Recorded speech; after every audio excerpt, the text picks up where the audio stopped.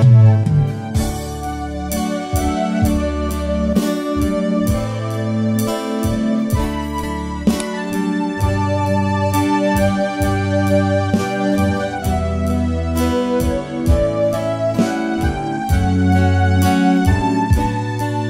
dalam surga, kami mengucap syukur untuk waktu yang luar biasa.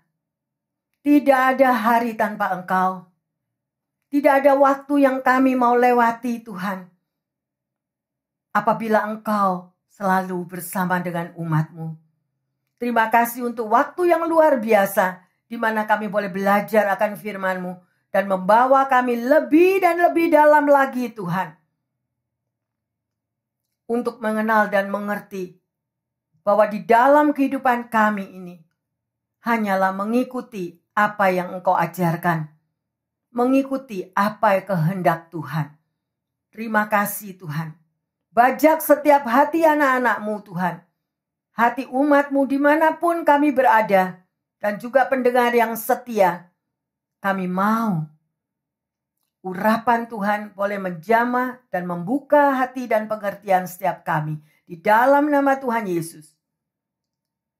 Hamba berdoa, haleluya. Yang percaya dan siap menerima pengurapan yang baru mengatakan, amin, amin, amin. Shalom. Kita berterima kasih atas anugerah Tuhan, di mana BCF sudah boleh menyelesaikan 24 tahun perjalanan bersama-sama dengan Tuhan. Amin. Dan menginjak kepada tahun yang ke-25, hari demi hari kita terus maju. Ya, tidak ada kata mundur. Ya, karena setiap hari adalah anugerah Tuhan. Amin. Ya, oleh karena itu setiap hari kita mau bersyukur, mensyukuri kalau saudara dan saya masih diberi napas hidup untuk memberikan yang terbaik bagi Tuhan. Ya, melalui kehidupan kita, melalui perilaku kita, melalui kita melakukan atas firman Tuhan. Ya, oleh karena itu yang terkasih, hari ini kita bersama-sama akan belajar berjalan dengan Tuhan. Apa artinya? Kalau saudara dan saya sampai berani mengambil keputusan, aku mau dibaptis, berarti Anda mau. Mulai pada hari kita dibaptis, kita adalah anak Tuhan. Dan menjadi anak Tuhan memang gratis. Tetapi ada harga-harga yang harus kita ikuti. Ya, karena banyak apa yang Tuhan katakan dan ajarkan. Ya, di dalam kehidupan saudara dan saya, kita boleh dilahirkan, kita boleh ada. Karena ada nafas hidup yang terkasih. Tuhan sudah memberikan nafas hidupnya di dalam kehidupan kita. Oleh karena itu, apa artinya? Artinya adalah Tuhan Yesus itu adalah roh. Oleh karena itu sembahlah Tuhan kita itu di dalam roh. Ya. Karena manusia terdiri dari 3 hal. Tubuh, jiwa, dan roh. Ya, tubuh adalah tubuh yang ada saat ini saudara berjalan, saudara berdiri, saudara pergi. Ini adalah tubuh kita. Melakukan keaktifan kita setiap hari. Tetapi jiwa. Apa artinya jiwa yang terkasih? Jiwa itu meliputi pikiran, perasaan, dan kehendak. Kemudian roh, kalau di dalam kehidupan kita jasmani, kita harus makan. Ya, kalau kita lapar kita makan. Demikian juga di dalam kehidupan roh kita. Kalau saudara dan saya tidak kuat di dalam roh, kehidupan kita manusia rohani kita tidak kuat, maka saudara dan saya akan terpental-pental karena hidupnya hanya di dalam daging, memuaskan daging. Kalau kita hidup di dalam daging, yang ada hanya perseteruan, percekcokan, dan akhirnya menimbulkan tidak ada damai sejahtera di kalangan kita. Kita tidak perlu menunjuk orang lain, tapi periksa diri kita masing-masing. Karena hari-hari ke depan tidak mudah yang terkasih. Tidak mudah, banyak tantangan, banyak pergumulan. Oleh karena itu Tuhan memberikan firman-Nya, berjalan dengan Tuhan. Apa artinya kita berjalan dengan Tuhan? Mari kita bersama-sama ya melihat di dalam Kejadian 5 ayat 22 sampai 24. Dan Henokh hidup bergaul dengan Allah selama 300 tahun lagi. Setelah ia memperanakan Metusalah, dan ia memperanakan anak-anak lelaki dan perempuan. Jadi Henok mencapai umur 365 tahun. Dan Henok hidup bergaul dengan Allah. Lalu ia tidak ada lagi, sebab ia telah diangkat oleh Allah. Haleluya, amin. Apakah saudara pernah membaca firman Tuhan ini, kemudian merenungkan, menghayati apa arti bergaul? Ya, mungkin yang orang tua pernah jadi muda, juga sekarang punya anak-anak, kita akan melihat bagaimana pergaulan anak-anak kita. Dan firman Tuhan mengatakan, pergaulan yang baik akan membuahkan hal-hal yang baik. Tetapi kalau pergaulan yang buruk akan merusak sesuatu yang baik. Nah, itu adalah hubungan, ya, relation dengan sesama. Tetapi sekarang ini kita berjalan dengan Tuhan yang terkasih. Bapak Ibu pendengar yang setia dimanapun Anda berada. Berjalan bersama Tuhan artinya bahwa kita ini ada hubungan pribadi dengan Tuhan. Berjalan dengan Tuhan itu bergandeng tangan dengan Tuhan. Sedapat mungkin. Jangan kita berjalan mendahului Tuhan. Atau kita berjalan selalu lelet-lelet di belakang. Sehingga kita tidak tahu apa yang Tuhan mau. Di dalam langkah kita selanjutnya. Jadi langkah kaki Tuhan, derap langkah kaki kita harus sama dengan derap langkah kaki Tuhan. Bagaimana Anda dan saya tahu? Melalui pembacaan firman Tuhan. Rajin-rajinlah membaca firman Tuhan. Karena firman Tuhan itu adalah petunjuk kehidupan bagi masa depan saudara dan saya. Mulai hari ini pun. Apakah tadi pagi saudara bangun pagi sudah berdoa, Tuhan, tuntun langkah kakiku. Roh Kudus, tuntun anak-anakku. Setiap hari, cengkeram mereka. Ya, karena sangat sulit sekali, di mana seringkali orang mengatakan, Bu Pendeta, saya nggak bisa ngomong lagi sama anak saya. Anak saya sudah tidak bisa diajak berbicara. Bapak Ibu yang terkasih, engkau mempunyai kuasa. Dan firman Tuhan mengatakan, lebih baik kita tidak banyak berbicara kepada anak kita. Tetapi berbicaralah, berjalanlah dengan Tuhan. Lapor kepada Tuhan. Sebab yang membentuk anak-anak kita itu Tuhan. Yang membentuk saudara dan saya adalah Tuhan. Dia juga menghembuskan nafasnya untuk anak-anak kita. Berarti roh Tuhan ada pada anak-anak kita. Tetapi karena rohnya nggak diberi makan. Karena mungkin mereka masih muda, belum mengerti, dagingnya lebih kuat. Ya, oleh karena itu sumber segala-galanya itu adalah daripada diri kita sebagai grandma, grandpa, happy mama, happy papa. Engkau bayarlah harganya dengan berdoa bagi anak cucumu. Kuasa doa itu luar biasa. Hati raja-raja ada di dalam tangan Tuhan. Demikian juga dengan hati keluargamu. Ya, dimanapun engkau bekerja, mungkin engkau menghadapi tantangan di tempat pekerjaan, bos yang begini begitu, teman sejawat yang begini begitu. Percayalah, kuasa doamu Tuhan akan menjawab. Ada harga yang harus dibayar yang terkasih. Mengikut Tuhan gak bisa santai. Gak bisa kaki kita satu ikut Tuhan, kaki satunya lagi ikut dunia. Di mana dikatakan persahabatan dengan dunia, permusuhan dengan Allah. Ya, oleh karena itu apa yang harus kita lakukan? Belajarlah dari firman Tuhan. Dan hari ini yang terkasih, kita akan belajar dari Henok. Ya, bagaimana Henok tadi dikatakan? Henok itu hidup bergaul dengan Allah. Ya, selama 300 tahun loh. Ya, bayangin. Tapi nanti kita akan belajar. Setelah ia memperanakkan Metusala, jadi pada waktu Henok berumur 65 tahun, dia punya anak Metusala. Ya, tapi pada waktu itu Henok hidupnya biasa-biasa aja. Nggak ada sesuatu. Sampai pada waktunya Henok memiliki anak Metusala. Sesuatu terjadi bagi Henok. Mengapa? Karena Tuhan bernubuat kepadanya. Yang terkasih, gak selalu nubuatan. Firman Tuhan itu adalah suara Tuhan. Kalau kita mengikuti akan firman Tuhan, kita pun akan mendapatkan teguran. Kita akan mendapatkan bimbingan, arahan apa yang harus kita lakukan. Tetapi di sini Henokh mendapat suara, mendapatkan satu nubuatan. Sehingga pada waktu nubuatan itu terjadi, hidup Henokh berubah total. Total yang terkasih, berubah total. Bagaimana Anda dan saya? Pada waktu Tuhan menegur, pada waktu Tuhan membimbing, bukankah banyak kita yang marah?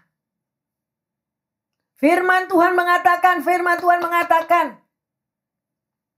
ya, beritakanlah firman Tuhan kepada anak cucumu, baik dalam waktu yang baik maupun waktu yang tidak baik. Perkatakanlah kitab Tauratku. Kalau kita nggak mau, ya terserah kita. Karena rancangan Tuhan bukan rancangan kecelakaan, tetapi rancangan hari depan yang gilang gemilang. Ya, tetapi seringkali orang yang bebal, orang yang tidak mau diarahkan, yang tidak mau dibimbing melalui firman Tuhan, melalui teguran baik dari orang tua maupun pendeta, mereka juga akan bayar harganya. Karena sebelum masalah itu terjadi, sudah diberitahukan terlebih dahulu. Dari mana? Ayo kita belajar, kita lihat. Ya, saya masih teringat lagu lama pada waktu Tuhan menjamah saya, sehingga saya diubahkan total menjadi sesuatu yang baru di dalam diri saya. Itu ada sebuah lagu yang begitu indah. Tuhan, tiap jam aku memerlukanmu. Tiap jam yang terkasih, tiap saat kita yang terkasih memerlukan Tuhan. Ya, sedemikian rupa. Mengapa sekarang pertanyaannya? Henokh bergaul dengan Tuhan, bergaul dengan karib. Kok enggak sebelumnya punya anak Metusalah? Hal itu terjadi setelah dia punya anak Metusalah yang terkasih. Ya. Jadi hubungannya dengan Tuhan jadi serius. Setelah punya anak Metusalah, ya. Sungguh-sungguh setelah kita pelajari tentang nama Metusalah, sebetulnya ya yang terkasih, itu kalau orang Israel memberi nama itu ya sedemikian rupa, ya. Dan nama Metusalah itu tidak bagus artinya. Metu itu berarti kematian. Dan salah itu dikirimkan ya dalam bahasa Ibrani itu adalah terjadi kematian di seluruh muka bumi. Nah, dengan keadaan yang seperti pada waktu Henokh menerima nubuatan ini, bahwa Tuhan akan membinasakan semua makhluk di bumi. Ya, Henokh hidupnya bertobat sungguh-sungguh setelah nubuatan itu dia dengar. Ya. Tetapi yang luar biasa, Metusalah anaknya itu umurnya mencapai 969 tahun. Ya. Dan setelah Metusalah lahir, maka lahirlah Lameh, anaknya Metusalah. Setelah Lameh ini juga berapa ratus tahun lagi dia melahirkan anak. Anaknya itu adalah Nuh yang terkasih. Ya. Jadi Nuh ini pun sedemikian rupa dipakai oleh Tuhan sampai dia membangun sebuah bahtera. Dan di mana bahtera itu terjadi, semuanya selesai, itulah hukuman Tuhan terjadi. Berarti apa yang terkasih? Berarti Tuhan itu sudah memberitahukan sebelum-belumnya. Mulai dari Henokh sampai Metusalah yang berumur 969 tahun. Dan benar-benar terjadi semuanya habis. Hanya Nuh dan keluarganya yang diselamatkan di dalam bahtera. Demikian juga saudara dan saya, kalau Tuhan itu memberitahukan kepada kita, jangan bebal. Bukan lagi salahnya Tuhan, tapi salahnya kita. Ya, salahnya kita karena kita tidak melakukan apa yang Tuhan mau. Ya. Bapak, Ibu, saudara-saudari yang terkasih, ketika Henokh mendapatkan nubuatan bahwa akan kehancuran terjadi di situ, dia sungguh-sungguh berubah total hidupnya. Total. Dia nggak lagi biasa-biasa, tetapi dia mempersiapkan apa yang akan terjadi. Karena Tuhan kalau berbicara nggak pernah salah. Tuhan nggak pernah bohong. Yang bohong tuh loh kita sama Tuhan. Yang lalai itu kita sama Tuhan. Nggak cukup kalau kekristenan itu cuma seperti angin. Kalau anginnya baik, kita menggebu-gebu bersama Tuhan. Kalau lagi nggak mood, nggak Tuhan-Tuhanan, nggak gereja-gerejaan. Itulah yang terjadi. Dan di sini kita mau belajar apa artinya hidup berjalan bersama Tuhan. Ya, saudara dan saya udah tahu tanda-tanda zaman akhir-akhir ini. Earthquake terjadi di mana-mana, gempa bumi terjadi di mana-mana, bencana alam terjadi di mana-mana. Ya, sedemikian rupa. Karena kesudahan segala sesuatu itu sudah dekat yang terkasih. Sudah dekat. When? Tidak ada yang tahu. Karena itu seperti pencuri. Ya, waktu yang sedemikian rupa. Alkitab mengatakan sedemikian rupa. Ya, oleh karena itu, mari kita mau belajar pada siang hari ini. Bagaimana Anda dan saya mau mencontoh daripada hidup Henokh yang sedemikian rupa. Dia bergaul karib dengan Tuhan. Berjalan sedemikian rupa. Tidak sama lagi dengan Henokh yang sebelum punya anak Metusalah. Ya, dan saya berharap pendengar yang setia dimanapun Anda berada maupun jemaat di sini. Setelah kita mendengar pesan Tuhan ini. Gak ada kompromi lagi dengan dunia. Karena kita tahu bahwa Tuhan memanggil Anda dengan saya itu untuk maksudnya Tuhan. Untuk rancangannya Tuhan. Bukan untuk hidupku glamor, mewah, happy-happy setiap hari. Bayarnya kemana? Kepuasan daging, kenikmatan daging. Yang sedemikian rupa yang terkasih. Ya, ada syaratnya. Bagaimana Henokh bisa berjalan bersama Tuhan? Pasti Tuhan juga lihat hatinya. Kalau Anda mau berjalan bersama Tuhan, kita juga ada syaratnya. Dan saya mau sedikit membahas ya.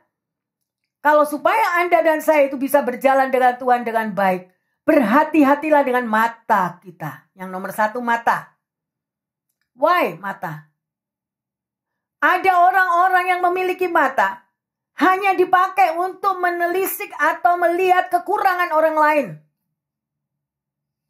Kekurangan sendiri gak pernah dilihat. Orang lain yang salah, orang lain yang begini, orang lain yang begitu. Bagaimana kalau Anda dan saya sebagai orang tua punya anak, kemudian anak pertama selalu menyalahkan adik-adiknya. Sedemikian rupa. Sebagai orang tua yang bijaksana, panggil semua.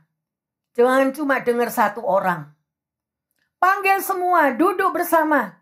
Kalau tidak mau kehilangan damai sejahtera. Hati-hatilah dengan mata kita. Dengan mata, kita nggak bisa melihat orang lain hidupnya lebih baik. Dengan mata, kita melihat dan selalu menyalahkan orang lain, dirinya selalu benar.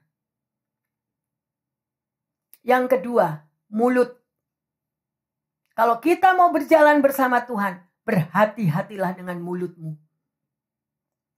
Karena dengan mulut kita bisa mencaci maki orang. Dengan mulut kita menghakimi orang lain. Dengan mulut kita mencerca, mencari kelemahan orang lain. Yang terkasih, Tuhan itu sudah memberikan nafas hidup di dalam setiap pribadi kita. Disinilah kita melihat buah-buahnya. Orang lain yang bisa melihat saudara, orang lain yang bisa melihat saya. Marilah kita mau berdiri atas firman Tuhan. Ya. Kita mau benar-benar mengikuti apa yang Tuhan ajarkan.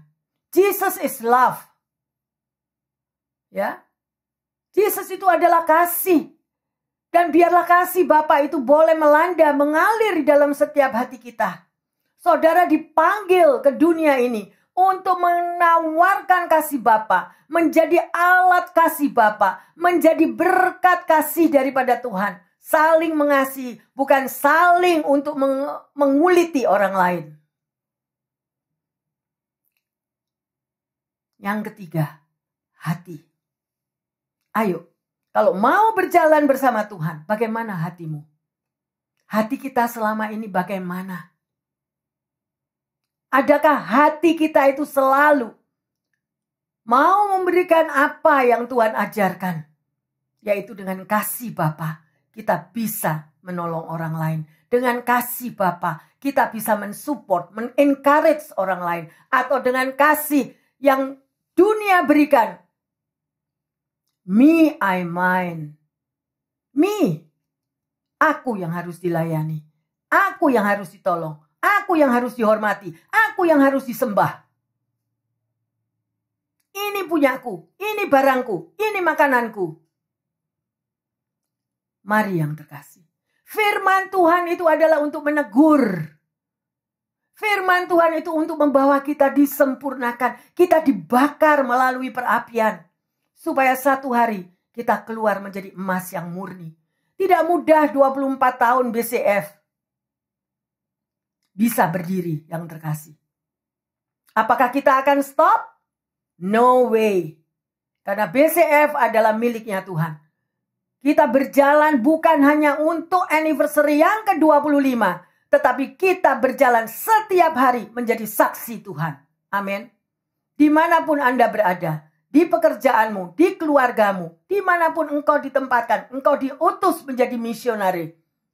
Jadilah saksi Tuhan. Dari buah-buahnya kita akan tahu.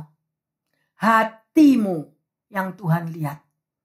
Maybe kita simple. Maybe kita tidak memiliki apa-apa. Tetapi kita memiliki hati Bapa. Hati yang mengasihi. Selalu menolong orang lain. Menyangkal diri. Memikul salib mengikut Dia. Tidak mudah yang terkasih. Tidak mudah untuk menjadi anak Tuhan. Tidak mudah.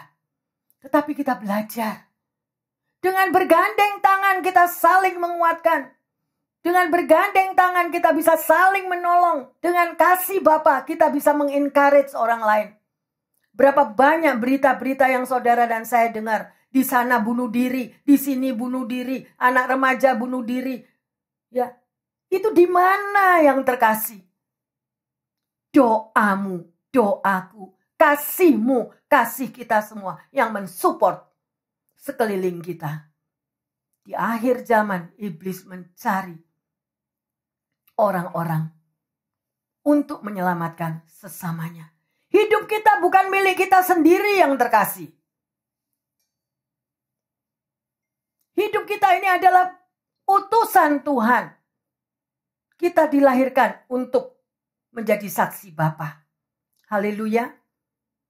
Dan saya mau katakan, apakah saudara menyadari, Bapak Ibu yang terkasih pendengar dimanapun Anda berada, bahwa kita ini adalah teman sekerja Kristus.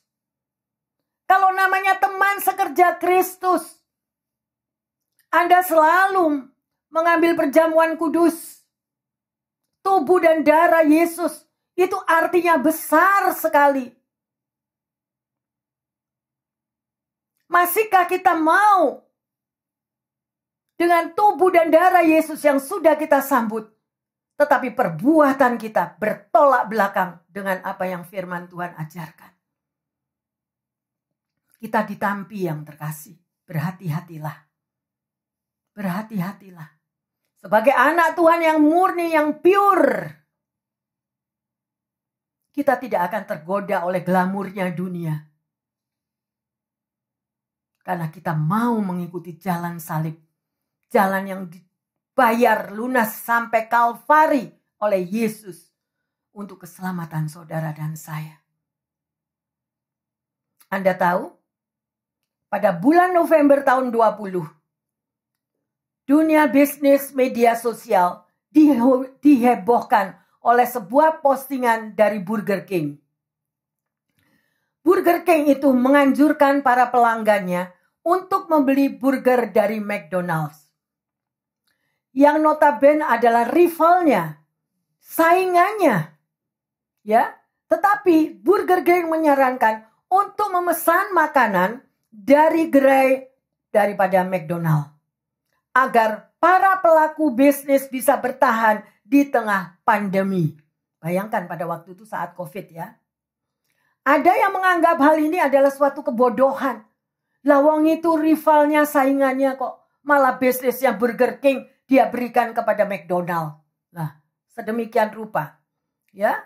Dan pada tahun 2019 pun, ya, McDonald di Argentina pada waktu itu, dia memberikan semua menu dari Burger King, ya, kepada McDonald supaya orang-orang pelanggan daripada Burger King itu membeli dari Big Mac-nya McDonald. Dan di Argentina pada waktu itu, satu menu Big Mac akan didonasikan $2 untuk Children with Cancer Foundation. Jadi, yayasan yang membantu bagi anak-anak penderita kanker. Burger King menyambut kampanye itu dan melakukan kolaborasi yang meluncurkan kampanye A Day Without Whopper. Apa artinya?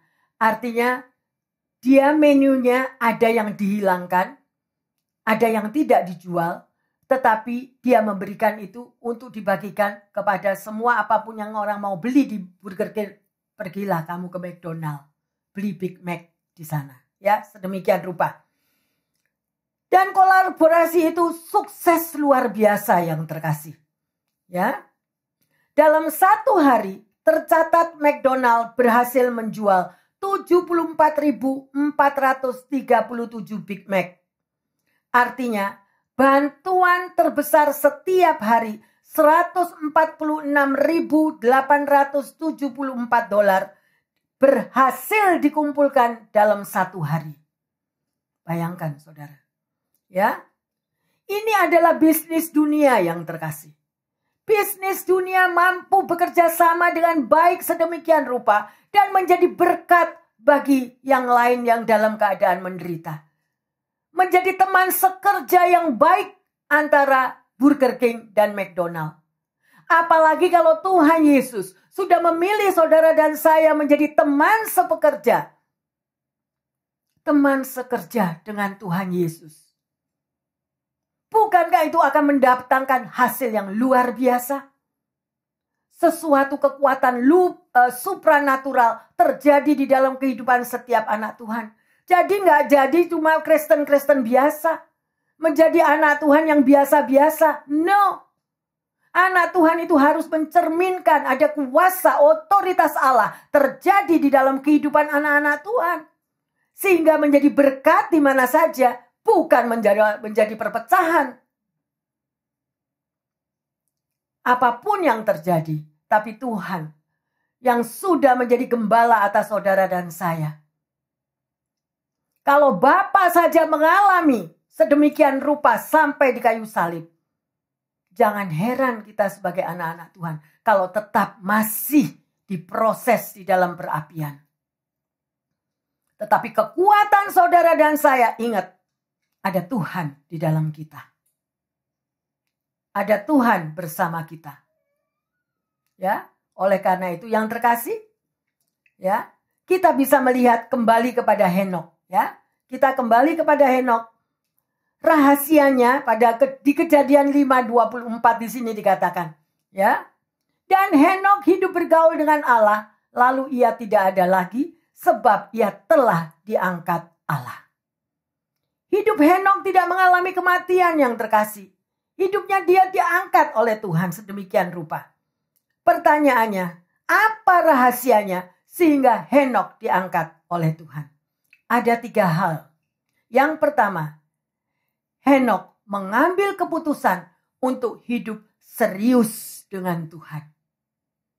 Saya mau tanya, bagaimana kekristenan Anda? Pada waktu firman dibagikan, kita berapi-api. Seolah-olah kita mengerti. Oh yes pastor, aku tahu itu. Begitu keluar di parkiran, gak tahu. Loh, bingung kan? Gak tahu, jadi berarti kita duduk di sini kita tapi gak tahu, itu gak masuk di dalam pikiran dan hati. Terima kasih kepada setiap anak-anak Tuhan yang benar-benar membayar harga, menerapkan firman Tuhan yang dibagikan, menjadi teladan di dalam hidupnya, dan menjadi pelaku akan firman Tuhan. Amin. Ya. Jadi Henokh mengambil keputusan, aku mau serius dengan Tuhan. Saya berharap pada siang hari ini kita mau serius. Gak ada lagi dua kaki. Satu ikut dunia, satu ikut Tuhan. No. Serius yang terkasih. Ya. Kalau ada dosa, segera kita minta ampun. Kalau ada rasa capek aku Tuhan, capek. Ya. Itu juga kita minta, Tuhan aku gak mau capek. Karena aku mau ketemu Raja di atas segala Raja. Aku gak mau capek. Aku bisa berdoa. Aku bisa memuji menyembah. Di situ saudara doamu gak sia-sia. Penyembahanmu tidak sia-sia. Pasti hadirat Allah akan turun. Ayo alami bagi yang belum. Ya. Sedemikian rupa. Itu yang pertama. Mau serius dengan Tuhan. Ya. Yang kedua. Henokh mau bergaul akrab dengan Tuhan. Bapak Ibu yang terkasih, pendengar yang setia. Kalau Anda bergaul akrab dengan temanmu, seneng gak ya? Kalau kita punya sahabat, seneng gak? Seneng dong. Kita bisa curhat. Tapi kita harus tahu siapa kawan, siapa lawan. Karena akhir zaman, ya banyak sekali, ya yang kita kira kawan akhirnya jadi lawan. Ya. Bahkan sedemikian rupa. Ayo. Prinsipnya berdiri di atas firman Tuhan. Ya. Hidup akrab. Bergaul dengan Tuhan. Bergaul dengan Tuhan. Kalau Anda sekarang berjalan dengan sahabatmu. Jalan-jalan. Ya. Mau makan ke restoran. Atau makan kita lagi shopping di mana. Masa kita diem aja? Diem, terus ngomong sendiri, yang satu ngomong sendiri di kiri, yang satu ngomong sendiri di kanan, gitu dah. Gak ada. Namanya orang bergaul itu ya sama-sama. Orang hanya bisa bergaul akrab kalau orang itu sehati, pure heart. Pure heart. Makanya tadi dibilang toh, apa syaratnya untuk berjalan dengan Tuhan? Tapi kalau memiliki hati yang licik, berapa banyak mereka yang menjerit, yang merasa tersolimi, yang merasa tersakiti. Karena ya itu tadi. Ya, banyak serigala berbulu domba. Dan itu yang sedemikian rupa menyerang anak-anak Tuhan di akhir zaman. Sekali lagi saya ingatkan. Manusia rohmu banyak-banyak diberi makan. Supaya engkau tahu siapa kawan, siapa lawan. Kalau Anda boleh belajar apa yang Pastor Roland ajarkan. 3 hal. Yang pertama apa? Saudara, di dalam kita bergaul dengan sesama kita. Welcome.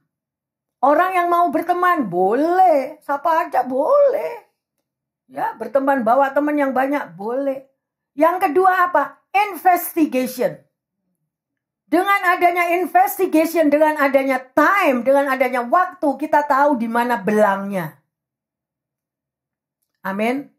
Hanya melalui pengalaman itu akan membuat saudara dan saya menjadi lebih dewasa di dalam Tuhan.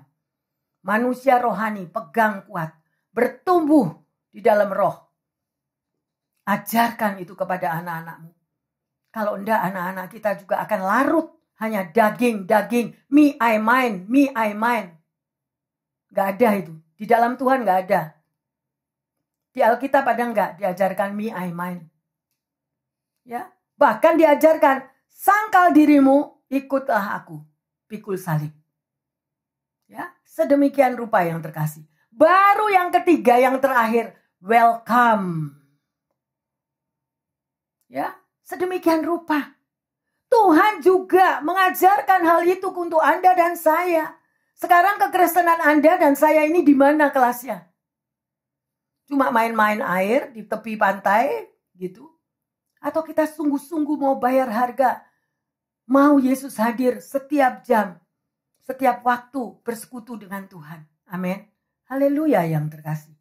Ya, oleh karena itu ada suatu cerita juga. Saudara tahu bahwa di dalam Yesus itu selalu ada persekutuan. Ya, suami istri kalau tidak pernah bersekutu, nggak pernah ngomong gimana sih? Satu di utara, di muka, yang satu di belakang. Ya, nggak ada relationship pribadi sedemikian rupa. Ya, oleh karena itu yang terkasih, mari kita mau melihat pada ayat yang selanjutnya, yaitu yang ketiga, Henok itu berkenan kepada Tuhan tadi ya, sampai dia diangkat ke surga tadi. Ibrani 11 ayat 5. Karena iman Henok terangkat, supaya ia tidak mengalami kematian, dan ia tidak ditemukan, karena Allah telah mengangkatnya. Sebab sebelum ia terangkat, ia memperoleh kesaksian bahwa ia berkenan kepada Allah. Mari yang terkasih, kita semuanya rindu mau berkenan kepada Allah. Amin. Ya, mau berkenan kepada Allah. Jangan sampai kita tidak berkenan. Dan bagaimana Anda dan saya itu bisa berkenan kepada Allah? Ikuti firman-Nya. Miliki hubungan pribadi setiap hari. Ya, kalau kita lapar, kita ingat buat makan kan? Kalau kita ingat punya istri, kita ajak ngomong kan? Lah, pernah tak punya suami tidak diajak ngomong? Punya istri nggak diajak ngomong? Ada? Big question. Dengan Tuhan juga, Tuhan rindu untuk Anda dan saya datang kepada Dia, bercakap-cakap dengan Dia. Tuhan, aku bersyukur, sekalipun aku capek, tapi Engkau memberi aku kekuatan. Tuhan rindu ngomong kayak gitu. Masa kalau ngomong gitu aja lupa? Lah kalau lupa itu jangan sampai ya yang terkasih, nanti kita jadi lupa ingatan loh. Siapa yang mau lupa ingatan? Saya harap gak ada yang orang satu yang mau lupa ingatan ya. Tuhan yang sudah mengembuskan nafas dalam hidupku, ajak ngomong Dia. Ya, senantiasa. Jadi, hasil dari Henok bergaul akrab dengan Tuhan, ia menerima nubuatan tentang peristiwa-peristiwa yang akan terjadi di masa yang akan datang. Ya, dari mana Bu Pendeta kok tahu? Di mana lihat? Semua ada di firman Tuhan. Yuda 1, 14-16. Juga tentang mereka, Henok, keturunan ketujuh dari Adam, telah bernubuat, katanya, sesungguhnya Tuhan datang dengan beribu-ribu orang kudusnya, hendak menghakimi semua orang dan menjatuhkan hukuman atas orang-orang fasik, karena semua perbuatan fasik yang mereka lakukan, dan karena semua kata-kata nista yang diucapkan orang-orang berdosa yang fasik itu terhadap Tuhan. Mereka itu orang-orang yang menggerutu dan mengeluh tentang nasibnya, hidup menuruti hawa nafsunya, tetapi mulut mereka mengeluarkan perkataan-perkataan yang bukan-bukan, dan mereka menjilat orang untuk mendapatkan keuntungan. Saudara baca lagi di rumah, rekam di dalam hatimu, catat, taruh di samping tempat tidurmu, supaya kita tahu ya bahwa Tuhan itu sudah berbicara. Kalau Tuhan itu berbicara kepada Henok, Tuhan juga berbicara kepada Anda semuanya pada siang hari ini. Ayo, kita lebih serius dengan Tuhan ya yang terkasih. Ada satu cerita daripada David Livingstone, misionari Inggris yang melayani di daerah Afrika. Pada satu hari dia meninggal dan dibawalah dia ke tempat pemakamannya di London. Dalam perjalanannya menuju tempat pemakaman, ada seorang tua yang berlari-lari di sebelah peti jenazah tersebut. Sambil berteriak-teriak, "Terlambat, aku sudah terlambat, aku sudah terlambat. Aku telah menyia-nyiakannya, aku telah menyia-nyiakannya."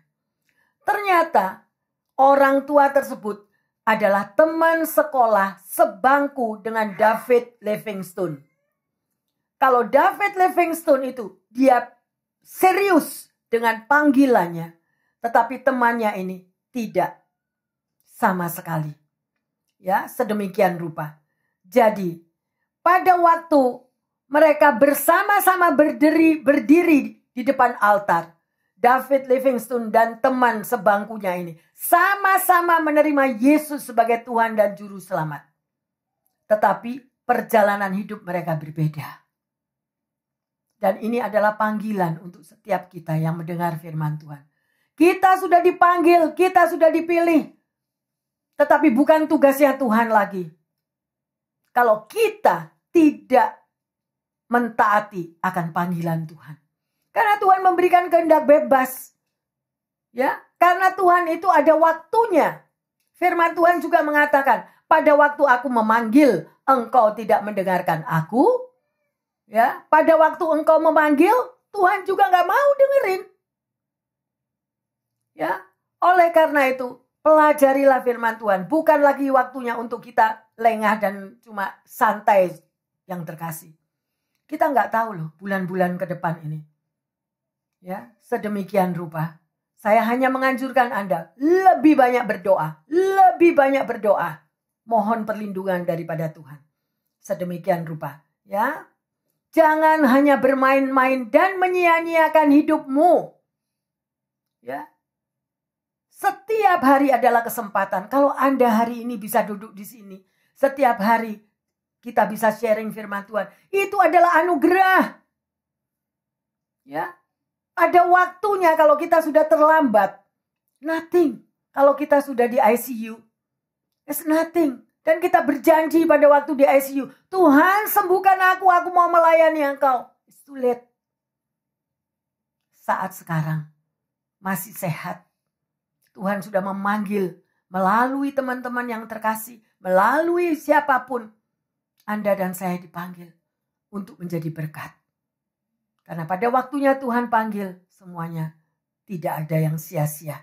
Ya, yang terkasih, hari ini buatlah satu keputusan. Kita mau berjalan bersama Tuhan, hidup seperti Henokh, dan kita mau menyelesaikan apa yang Tuhan panggil. Ya, pertanyaannya, apakah saudara dan saya selama ini sudah melakukan panggilan Tuhan? Sudah merasakan Anda berjalan bergandeng tangan bersama Tuhan? Kalau belum, lebih serius saatnya. Jangan main-main lagi. Ya, Tuhan menjamah setiap hati Anda dan pendengar yang setia dimanapun Anda berada. Masih ada waktu pertobatan. Right now, sekarang Tuhan ubah hatiku. Aku mau berjalan bersama dengan Engkau. Dan sebagai ayat emas, Mazmur 25 ayat yang ke-14. Tuhan bergaul karib dengan orang yang takut akan Dia, dan perjanjiannya diberitahukannya kepada mereka. Haleluya. Ayo baca sekali lagi ya yang terkasih. Amati ayat ini. Kata-katanya. Tuhan apa? Tuhan bergaul karib dengan orang yang takut akan Dia. Dan apa? Perjanjiannya diberitahukannya kepada mereka. Tuhan itu gak pernah kok nyimpen rahasia. Tetapi koreksi diri. Siapa yang diberitahukan rahasianya? Kepada siapa Tuhan itu bisa berbicara? Kalau Anda berjalan bergandeng tangan dengan Tuhan dan bergaul karib dengan Tuhan, pasti semuanya perjanjiannya diberitahukan. Anda gak bisa saudara, mengandalkan orang lain. Diri kita sendiri bersama dengan Tuhan. Amin. Mau jamahan Tuhan? Haleluya. Mau diurapi lebih serius berjalan bersama Tuhan? Amin. Jangan menoleh ke kiri dan ke kanan. Yang sudah pas biarlah lewat. Tetapi yang baru kita mau hanya Tuhan yang memberi kekuatan di dalam hidup kita. Mari kita bangkit berdiri. Bapa dalam surga, kami mengucap syukur. Firman-Mu sudah Hamba sampaikan. Terima kasih Bapa. Engkau membukakan mata rohani kami. Supaya kami boleh mampu berjalan dengan Engkau. Supaya kami mampu Tuhan bergaul karib dengan Engkau. Sehingga tidak ada satupun Tuhan waktu yang boleh kami lewati. Terima kasih Yesus. Terima kasih. Engkau Allah yang luar biasa. di dalam nama Yesus. Hamba berdoa, baik bagi jemaat maupun pendengar yang setia dimanapun Anda berada. Tuhan adalah penjagamu, penolongmu, dan yang senantiasa menyertai langkah kakimu. Jadilah kuat apabila Anda senantiasa memberi makan manusia rohanimu, doa selalu, dan mengucap syukur, maka Tuhan akan memberikan jalan keluar, baik di dalam persoalan hidupmu, di dalam rumah tanggamu, di dalam kesehatanmu, dan di dalam masa depanmu. Tuhan Yesus selalu menyertai dan memberikan jalan keluar yang terbaik. Tuhan Yesus memberkati semuanya. Haleluya. Yang sudah menerima berkat khusus dari Tuhan mengatakan, amin, amin, amin. Milikilah kerinduan yang terkasih untuk dapat bergaul dengan Tuhan seperti Henokh. Haleluya.